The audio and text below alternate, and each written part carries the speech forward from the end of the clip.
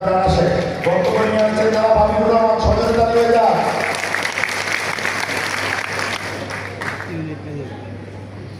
আসসালামু আলাইকুম। জি আলহামদুলিল্লাহ, আশা করি সবাই নিঃসন্দেহে ভালো আছেন। এজন্য এই কক্সবাজারের এই সুন্দর প্রোগ্রামে আমরা আসতে পেরেছি। তো আসলে বেশি কথা বলার সুযোগ নেই।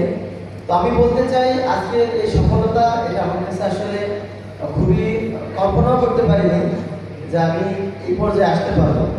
তবে একটা জিনিসের কথা বলতে চাই, শুধুমাত্র আমি যার টিমের সাথে কাজ করি, আমার টিম লিডার, আপনারা জেনে খুশি হবেন জনাব রানা শেখ, তার প্ল্যানিং, তিনি আমাকে একটা কথা বলেছিলেন যে হাবিব, তোমার আলফায় যে কাজ করো এই কাজের প্ল্যানিংটা আমার উপর ছেড়ে দাও, যদি তোমার বিজনেস লস হয় আমি তোমার ক্ষতিপূরণ দিয়ে দেবো। উনি কিন্তু চ্যালেঞ্জ করে আমাকে ওইভাবে কাজ করাইছে।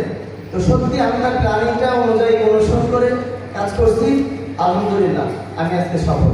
তবে সত্যি কথা বলতে কি, স্বাধীনতা অর্জন হচ্ছে, স্বাধীনতা ধরে রাখাটা খুবই কঠিন।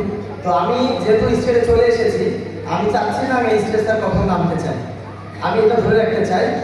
আর বেসিক্যালি আমি যেটা বলতে চাই, আজকের আমার সফলতার পিছনে যারা ম্যান পাওয়ার কাজ করছে, আমার ফাইন্যান্সিয়াল অ্যাসোসিয়েট, আমি তাদের জন্য একটু সবার কাছে করতালি চাচ্ছি।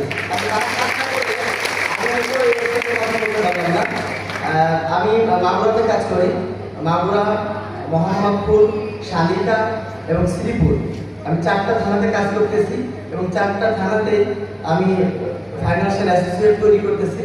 তো সবাই আমার জন্য দোয়া করবেন, আমার টিমের জন্য দোয়া করবেন এবং আমার যে লিডার আছেন, আমি এই জন্য তার সমস্ত কথা মেনে আমি যেন এই আলফাতে ভালো কিছু করতে পারি। আর সর্বশেষ কথা হচ্ছে, আমি বাজেট মিটিং করবো ইনশাআল্লাহ। আগামী বছর আমি বাজেটে যাব নিঃসন্দেহে। আর গাড়ির ব্যাপারটা এটা তো ইনশাআল্লাহ অ্যাসিভ হবে, আল্লাহ ভরসা। আসসালামু আলাইকুম ওয়া রাহমাতুল্লাহ।